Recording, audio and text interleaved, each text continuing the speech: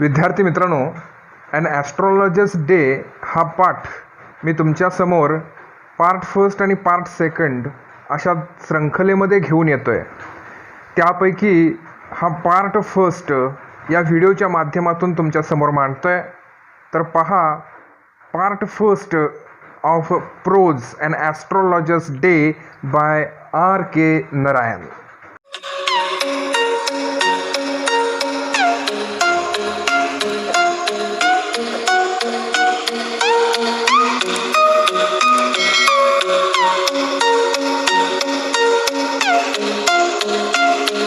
नमस्कार विद्यार्थी मित्रांनो, मी प्राध्यापक दीपक पाटील, विश्वास विद्यानिकेतन ज्युनियर कॉलेज चिखली.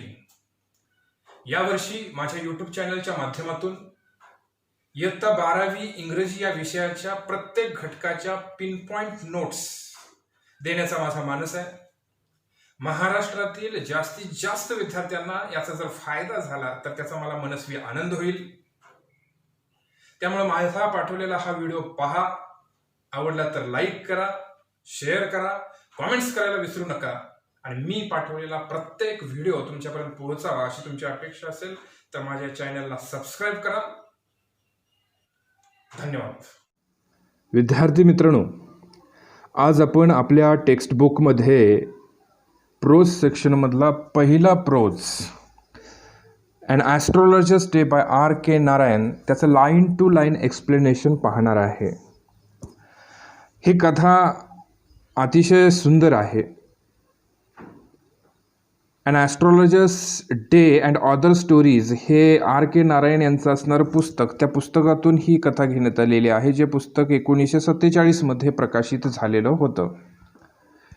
त्यावेळच्या समाजामध्ये अंधश्रद्धा ही मोठ्या प्रमाणात होती. त्या अंधश्रद्धेच्या मानसिकतेवरती प्रकाश टाकण्याचं काम या पाठाच्या माध्यमातून केलेलं आपल्याला बघायला मिळतं आणि म्हणून हा पाठ आपण अभ्यासणार आहे. तत्पूर्वी या पाठाचे लेखक R.K. नारायण यांचं थोडक्यात इंट्रोडक्शन आपण पाहूयात. तर पहा, introduction of writer R.K. Narayan. Mister R.K. Narayan यांचा जन्म 1906 झाला, तर त्यांचं निधन हे 2001 झालं. राशीपुरम कृष्णस्वामी अय्यर नारायण स्वामी was one of the best known novelist among Indian English writers. भारतीय वंशाचे असणारे आणि इंग्रजी लिखाण करणाऱ्या लेखकांपैकी ते एक अत्यंत नावाजलेले अशा पद्धतीचे लेखक होते. He is the author of 14 novels. त्यांनी जवळजवळ 14 कादंबऱ्या लिहिल्या. 5 व्हॉल्यूम्स ऑफ शॉर्ट स्टोरीजची जवळजवळ 5 खंड त्यांनी लिहिले. अँड नंबर ऑफ ट्रॅव्हलॉग्स या शब्दाचा अर्थ प्रवास वर्णने असं होतो, आणि त्यांनी बरीचशीच प्रवास वर्णनं लिहिली. And he has a collection of a non fictional to his a credit. कादंबऱ्याच्या व्यतिरिक्त सुद्धा लिहिलेलं त्यांचं बरंचसंच लिखाण जे की त्यांची मिळगत होतं असं म्हणता येईल. He also wrote his a memoir my days in 1975. Memoir या शब्दाचा अर्थ जीवनचरित्र असं होतो. त्यांनी त्यांचं स्वतःचं जीवनचरित्र माय डेज या कादंबरीच्या माध्यमातून लिहिलं आणि ती कादंबरी 1975 साली प्रसिद्ध झाली. Narayan created the imagery town of Malgudi. Mister R.K. Narayan यांनी एक काल्पनिक मालगुडी नावाचं खेडेगाव तयार केलेलं होतं. Where realistic characters in a typically Indian setting lived amid unpredictable events.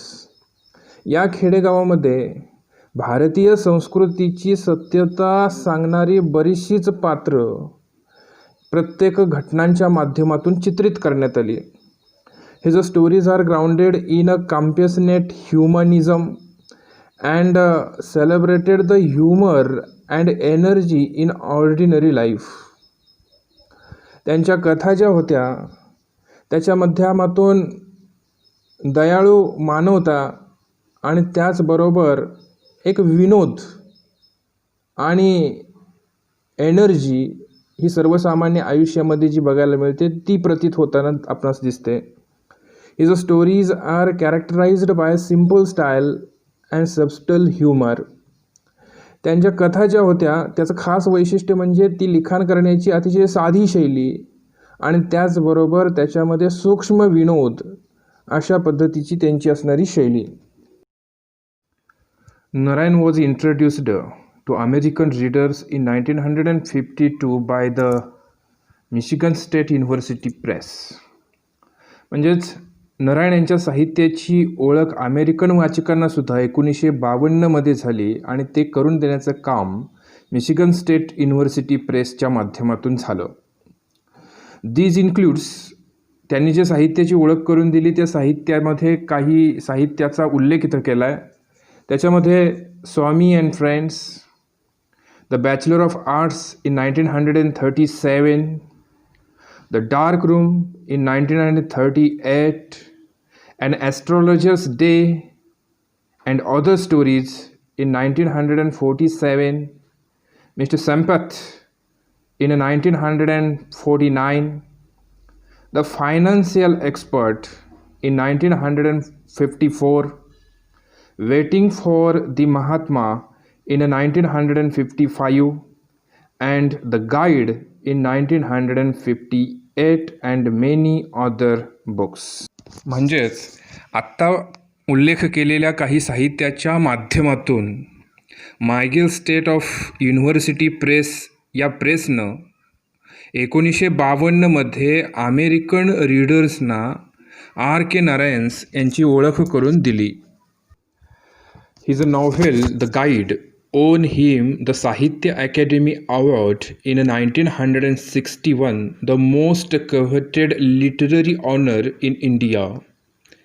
भारतीय साहित्य क्षेत्रामध्ये सर्वांना हवासा वाटणारा सन्मान म्हणजेच साहित्य अकॅडमी अवॉर्ड त्यांनी लिहिलेल्या द गाईड या नॉव्हेलमुळं त्यांना 1961मध्ये मिळाला. His writing is distinguished by humour and unoffending irony, a unique Indianness and a simplicity which is utterly charming and authentic. म्हणजेच काय म्हटलेलं आहे बघा, निखळ विनोद, आक्षेपार्ह नसणारं विडंबन, विलक्षण भारतीयपण आणि साधेपण जे अत्यंत मोहक आणि सत्यतेवरती आधारित होतं, अशा गुणांनी त्यांच्या लेखनाला एक प्रतिष्ठा मिळवून दिलेली होती. Narayan typically portrays a peculiarities of human relationship and the ironies of Indian daily life. म्हणजे बघा, नारायण यांनी मानवी नातेसंबंधातील विलक्षणपणा आणि भारतातील दररोजच्या जीवनातील विडंबन त्यांच्या लेखनातून चित्रित केला. His style is graceful, marked by genial humour. त्यांची लिखाण करण्याची शैली जी होती ती अतिशय ग्रेसफुल म्हणजे डौलदार अशी होती. मार्क्ड बाय जिनियल ह्युमर, ज्याच्यामध्ये निखळ विनोद, इलिगन्स म्हणजे अभिजात लावण्य अँड सिम्प्लिसिटी म्हणजेच साधेपणा होता. म्हणजे अशा पद्धतीनं या पाठाचे लेखक R.K. नारायण यांच्याविषयीची माहिती आपण पाहिली. आता प्रत्यक्षात आपल्या अभ्यासक्रमामध्ये त्यांची एक कथा आहे, ज्या कथेचं नाव आहे ॲन ॲस्ट्रॉलॉजर्स डे, ती आपण पाहणार आहोत. तर पहा, prose number 1.1, an astrologer's day by R.K. Narayan. Punctually at midday he opened his bag and spread out his professional equipments. एके दिवशी दुपारी त्यानं त्याची बॅग उघडली आणि त्या बॅगमध्ये असणारी त्याची प्रोफेशनल इक्विपमेंट्स म्हणजे व्यवसायाशी संबंधित असणारी साधनं ते त्यानं बाहेर काढून लावली. Which consisted of a dozen cowrie shells. आता त्याच्या व्यवसायाशी निगडीत असणारी कोणती साधनं होती त्याचा उल्लेख पुढे केला आहे, ज्याच्यामध्ये साधारणतः 1 डझनभर कावरी सेल्स म्हणजे कवड्या किंवा शिंपले. कावड्यांचे शिंपले होते. A square piece of a cloth with obscure mystic chart on it. त्याच्याबरोबर एक चौकोनी आकाराचा कापडाचा तुकडा होता ज्याच्यावरती ऑब्स्क्युअर म्हणजे अंधुकस आणि मायस्टिक म्हणजे गूढ, ज्याच्यावरती अंधुक गूढ अशा काही आकृत्या चार्ट्स काढलेले होते. ए नोटबुक, त्याचबरोबर एक वही होती आणि त्याचबरोबर a bundle of palmyra writing म्हणजेच ताडपत्रांच्या लिखाणाचे एक बंडल त्या ठिकाणी होते. His forehead was resplendent with sacred ash and vermilion. Sacred ash म्हणजे पवित्र भस्म. त्याचं कपाळ जे होतं ना ते अतिशय तेजस्वी होतं. त्याच्यावरती पवित्र असं भस्म लावण्यात आलेलं होतं आणि त्याचबरोबर व्हर्मिलियॉन म्हणजे शेंदूर फासलेला होता. And his eyes sparkled with A sharp abnormal gleam.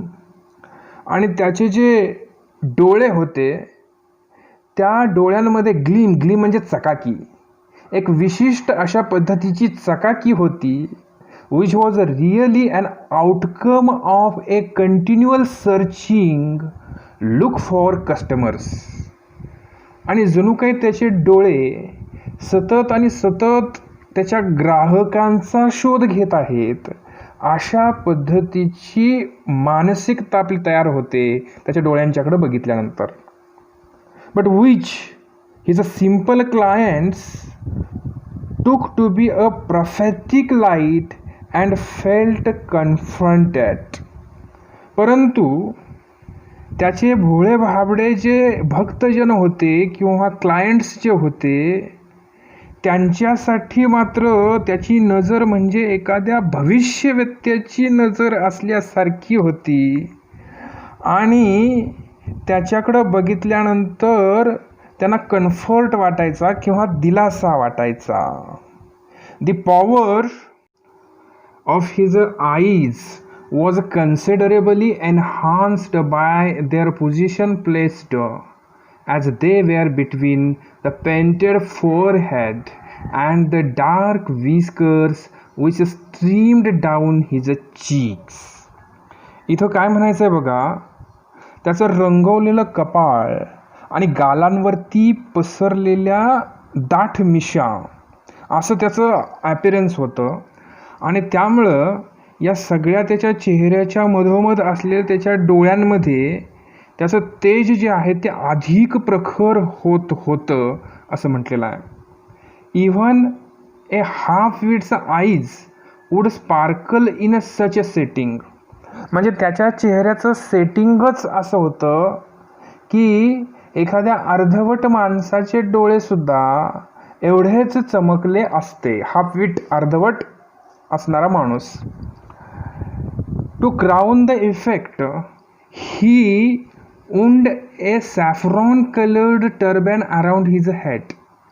आणि मग याच्यात भर पाडावी म्हणून की काय, तो इफेक्ट वाढवावा म्हणून की काय, त्यानं भगव्या रंगाचा टर्बॅन फेटा त्याच्या डोक्याभोवती गुंडाळलेला होता. This coloured scheme never failed. या सगळी त्याचा ॲपिरन्स बघितला, त्याची जी रंगसंगती होती ना ती कधीही फेल ठरत नव्हती किंवा फिकी पडत नव्हती. People were attracted to him as bees are attracted to the cosmos and dahlia. लोक त्याच्याकडं अट्रॅक्ट होत असायचे. जसं की बीज म्हणजे मधमाशा, जसं की मधमाशा या कॉस्मॉस आणि डेहलियाच्या फुलाकडं आकर्षित होतात त्या पद्धतीनं लोक त्याच्याकडं आकर्षित होत असायची. He sat under the boughs of a spreading tamarind tree which flanked the path running through the town hall park. Town hall पार्कच्या शेजारी असणारा जो रस्ता होता त्या रस्त्याच्या शेजारी असलेलं स्प्रेडिंग टॅमरिन ट्री म्हणजे पसरलेलं मोठं चिंचेचं झाड, त्याच्या फांदीखाली तो बसत असायचा. It was a remarkable place in many ways. खरं तर तो ज्या ठिकाणी बसत होता ते ठिकाण एक वैशिष्ट्यपूर्ण ठिकाण होतं. त्याच्यासाठी बरीचशीच कारणं होती. A surging crowd was always moving up and down this narrow road from morning till night. आता या ठिकाणाची बरीचशीच वैशिष्ट्य आहेत असं म्हटलेलं होतं. त्यापैकी हे एक वैशिष्ट्य होतं.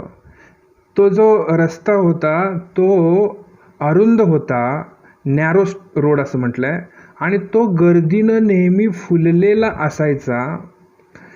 सकाळपासून रात्रीपर्यंत त्या ठिकाणी असणारी गर्दी ही ओसांडून वाहत असायची.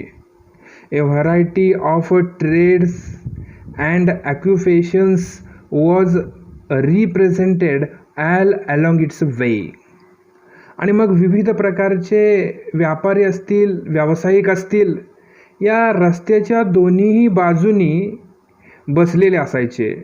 मग त्याच्यामध्ये कोण कोण होते? मेडिसिन सेलर्स, औषधं विक्रेते, sellers of a stolen hardware and junks, म्हणजे चोरलेलं लोखंडी वस्तू आणि भंगाराचं साहित्य हे विकायला बसलेले लोक, मॅजिशियन्स, जादूगार असतील, अँड अबव ऑल, आणि अशाच प्रकारचे बरेचसेच लोक. And auctioneer of a cheap cloth.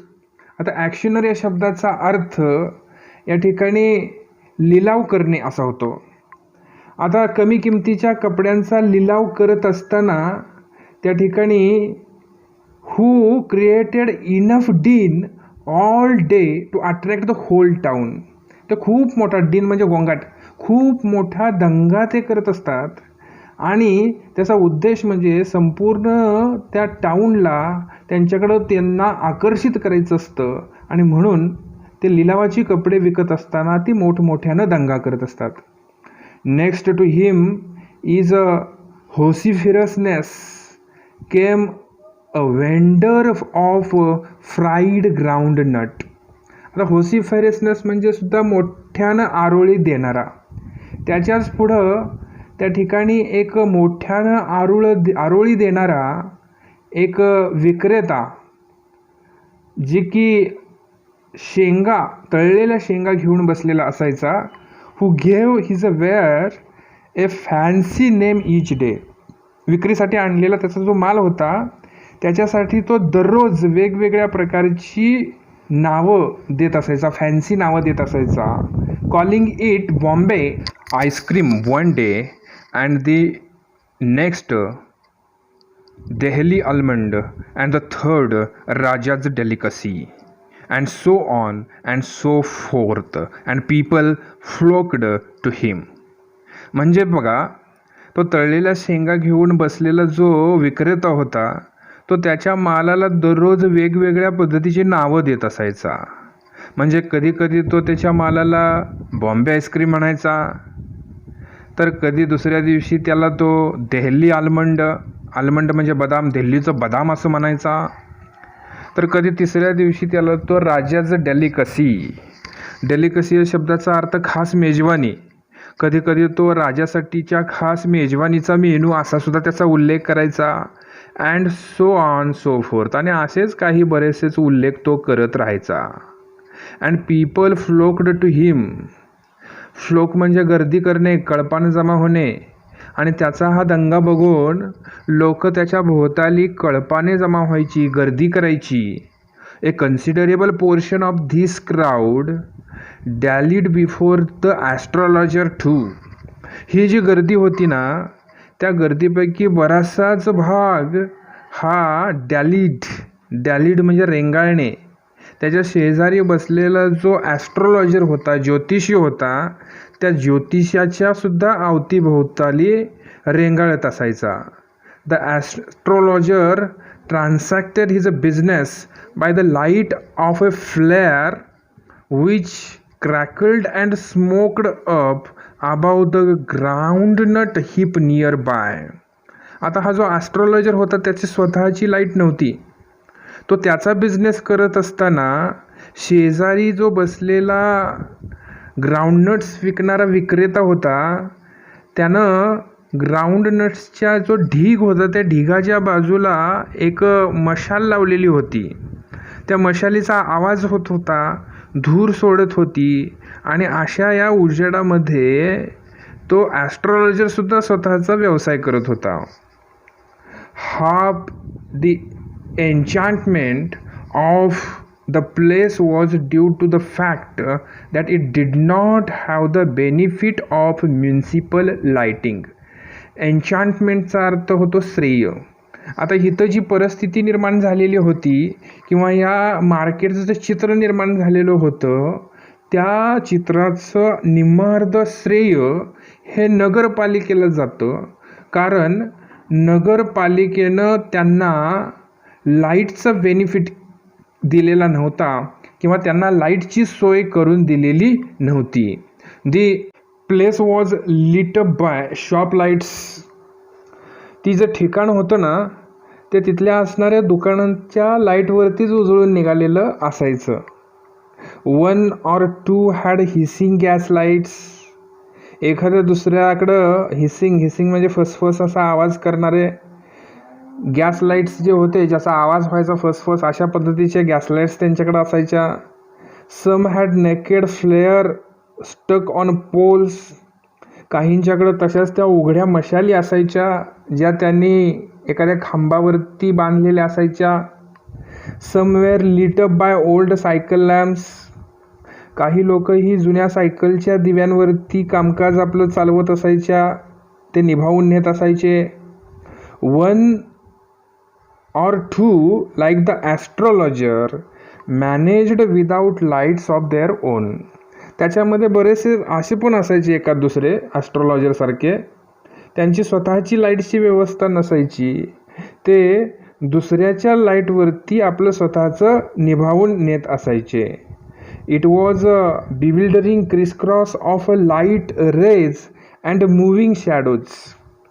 तिथं त्या मार्केटमध्ये बघितल्यानंतर क्रिसक्रॉस या शब्दाचा अर्थ खेळ असा होतो.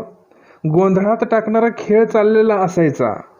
मग त्या ठिकाणी असणाऱ्या त्या लाईटची किरणं आणि शॅडोज याचा तो गोंधळात टाकणारा सगळा खेळ तिथं सुरू झालेला असायचा. दिस सुटेड द ॲस्ट्रॉलॉजर व्हेरी वेल. आणि हे जे काही चाललेलं असायचं ना, ते ॲस्ट्रॉलॉजरसाठी व्यवस्थित सूट होत असायचं. For the first reason that he had not in the list intended to be an astrologer. त्याचं कारण पण तसं साधंच होतं, कारण त्याच्या मनामध्ये इंटेंडेड म्हणजे हेतू. सुरुवातीला ज्यावेळी त्यानं त्याचं आयुष्य सुरू केलं, त्यावेळी आपण ॲस्ट्रॉलॉजर व्हायचं किंवा ज्योतिषी व्हायचं हा हेतू त्यानं मनामध्ये ठेवलेला नव्हता. When he began his life and he knew no more of what was going to happen to others than he knew what was going to happen to himself next minute. म्हणजे त्याला ॲस्ट्रॉलॉजीच्या क्षेत्रामधलं फारसं ज्ञान होतं अशातलं काही नाही आहे. त्याला हे सुद्धा माहिती नसायचं की लोकांच्या बाबतीमध्ये नेमकं काय होणार आहे हे तर दूरच, पण पुढच्या मिनिटामध्ये त्याचं भविष्य काय आहे हे सुद्धा त्याला माहिती नसायचं.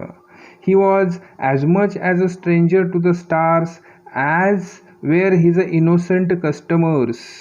वरती असणारे आकाशातले तारे, चंद्र याच्याविषयी त्याला फारशी माहिती नव्हती.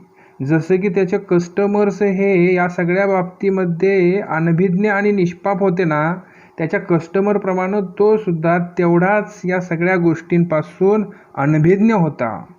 Yet he said things which pleased and astonished everyone. परंतु तरीसुद्धा तो जे काही सांगायचा ते बघितल्यानंतर, ते ऐकल्यानंतर समोर असणाऱ्या लोकांचं समाधान तर व्हायचंच आणि आश्चर्यही वाटायचं. It was a more a matter of a study, practice and shrewd guess work. आणि मग हे सगळं कसं काय शक्य होतं? हे सगळं त्यानं केलेला त्या क्षेत्रातला अभ्यास, त्यानं त्या क्षेत्रामध्ये केलेलं प्रॅक्टिस, सराव अँड ए श्रूड गेसवर्क, आणि त्याचबरोबर तो करत असलेला अंदाज, श्रूड म्हणजे चतुरपणे करत असलेला अंदाज, हे त्याचं कारण होतं. All of the same it was as much as an honest man's labor as any other, and he deserved the wages he carried home at the end of day. म्हणजे याचा अर्थ काय होतं बघा, म्हणजे हे सगळं असं जरी असलं तरीसुद्धा इतर कुठल्याही प्रामाणिक माणसाने करावे तसेच त्याचे कष्ट होते. तो जे कष्ट करत होता ते अतिशय प्रामाणिकपणे करत होता, आणि दिवसाअखेर ज्यावेळी तो घरी जायचा त्यावेळी घरी जात असताना जी तो कमाई घेऊन जात होता त्या कमाईवरती त्याचा हक्क होता, त्याच्या मेहनतीचं ते फळ होतं, आणि त्या कमाईसाठी तो पात्र होता, लायक होता असं म्हटलेलं आहे. He had left his village without any previous thought or plan. त्यानं त्याचं जे खेडेगाव जे होतं ते कोणतंही विचार न करता आणि नियोजन न करता सोडलेलं होतं. If he had continued there he would have carried on the work of his forefathers. जर तो तिथंच राहिला असता तर फोर फादर्स म्हणजे पूर्वज, तर त्यांच्या पूर्वजांचा कामधंदा तसंच त्याला करत राहावं लागलं असतं. नेमली tilling the land, living, marrying and ripening in his cornfield and ancestral home. म्हणजे बघा त्याला काय करावं लागलं असतं, पूर्वजांचा कामधंदा त्याला करावा लागला असता. म्हणजे जसं की शेतीवाडी करावी लागली असती, घरदाराचं बघावं लागलं असतं, लग्नसंसार तिथं करावा लागला असता, आणि मक्याच्या शेतामध्ये तसेच वडिलोपार्जित घरामध्ये आयुष्य काढत त्याला म्हातारं व्हावं लागलं असतं किंवा तो म्हातारा झाला असता. रायपनिंग, राईपचा शब्दशः अर्थ पिकला असा होतो, पण या ठिकाणी म्हातारा होणे या अर्थी हा शब्द आलेला आहे. But that was not to be. परंतु तसं व्हायचेच नव्हते. He had to leave home without telling anyone, and he could not rest till he left it behind a couple of 100 miles. त्याला कोणालाही न सांगता घर सोडून जाणं भाग होतं, आणि शेकडो मैल त्यानं अंतर कापलं तरीसुद्धा त्याला थांबता येणं शक्य नव्हतं. To a villager it is a great deal as if an ocean flowed between. एखाद्या खेडेगावामध्ये राहणाऱ्या व्यक्तीसाठी हा म्हणजे खूप मोठा पल्ला गाठल्यासारखं होतं. जणू काय ओशन फ्लोड बिटवीन म्हणजे समुद्र पार करण्या इतपत मोठी गोष्ट त्यानं केली होती असं या ठिकाणी म्हटलेलं आहे. He had a working analysis of a mankind's trouble, marriage, money and a tangles of human ties. म्हणजेच मनुष्यजातीच्या सामान्य समस्यांचे त्याचे व्यावहारिक विश्लेषण अतिशय चांगलं होतं. मग ह्या सामान्य समस्या कोणत्या, तर लग्न, पैसा आणि मानवी नात्यांची गुंतागुंत. म्हणजे त्या ठिकाणी the tangles of human ties असं म्हटलेलं आहे बघा. Long practice had sharpened his perception. तो जो प्रॅक्टिस करत होता, सराव करत होता, हा खूप कालखंडाचा असणारा सराव, त्यामुळं त्याला एवढं परसेप्शन आलेलं होतं, एवढा अंदाज आलेला होता. With 5 minutes he understood what was wrong. अगदी 5 मिनिटामध्ये तो एखाद्या गोष्टीमध्ये काय समस्या आहे, इथं काय चुकीचं आहे ते सांगू शकत होता. ही चार्जड 3 पैसा पर क्वेश्चन. प्रत्येक प्रश्नासाठी तो 3 पैसे घ्यायचा.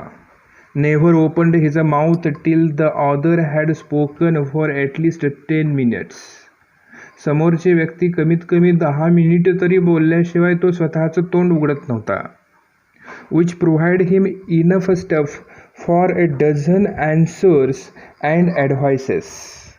स्टफ म्हणजे कच्चं मटेरियल, जे की त्याला डझनभर उत्तरं आणि सल्ले देण्यासाठीचं कच्चं मटेरियल पुरवत होतं. When he told the person before him, gazing at his palm, in many ways you are not getting the fullest result of your efforts. palm म्हणजे तळहात. समोरच्या व्यक्तीचा तळहात बघून तेव्हा तो त्याला सांगत असायचा की तुम्ही जे प्रयत्न करताय ना, त्या प्रयत्नाला साजेसं तुम्हाला यश मिळत नाही आहे. 9 out of 10 were disposed to agree with him. समोर असणाऱ्या 10 पैकी 9 व्यक्ती तरी या त्याच्या गोष्टीला सहमत होत असायचे. और he questioned, is there any women in your family, may be even a distant relative, who is not well disposed towards you. म्हणजे तो काय म्हणायचा बघा, तुमच्या कुटुंबात अगदी दूरच्या नात्यात अशी एखादी स्त्री आहे का की जिचे तुमच्याशी सलोख्याचे संबंध नाहीत. और he gave an analysis of character, किंवा मग तो त्यांच्या स्वभावाचं विश्लेषण करायचा. Most of your troubles are due to your nature. तो काय म्हणायचा, तुमच्या समोर ज्या बऱ्याचशाच समस्या आहेत त्या तुमच्या स्वभावामुळे आहेत. How can you be otherwise with Saturn where is here. Saturn या शब्दाचा अर्थ शनी असा होतो. तो असा म्हणायचा, अर्थात शनी या ठिकाणी असताना तुम्ही आणखी वेगळे कसे काय असू शकणार म्हणा. You have an impetuous nature and a rough exterior. Impetuous म्हणजे उतावीळ. तो असं म्हणायचा की तुमचा स्वभाव अतिशय उतावीळ आहे, परंतु तुमचं बाह्यरूप हे अतिशय कठोर आहे, rough exterior. This endeared him to their hearts immediately. Endeared म्हणजे आवडणारं. पुढल्या माणसाला हे बोलणं अतिशय आवडायचं. For even the mildest of us loves to think that he has a forbidding exterior. म्हणजेच बघा, जर आपल्यापैकी अतिशय मवाळ स्वभावाचा असणारा व्यक्तीसुद्धा जर त्याला असं म्हटलं की तुम्ही जरा बाह्यांगाने थोडंसं कठोर वाटता, तर ही कल्पना करायला त्याला नक्कीच आवडतं. त्यामुळं हे त्याचं बोलणं समोरच्या माणसाला लगेचच आवडायचं. नमस्कार विद्यार्थी मित्रांनो, ॲन ॲस्ट्रॉलॉजर्स डे या पाठाचा पहिला पार्ट या ठिकाणी समाप्त होत आहे. या पाठाचा दुसरा पार्ट देखील माझ्या यूट्यूब चॅनलवरती मी पाठवलेला आहे, तो देखील तुम्ही पाहावा. धन्यवाद.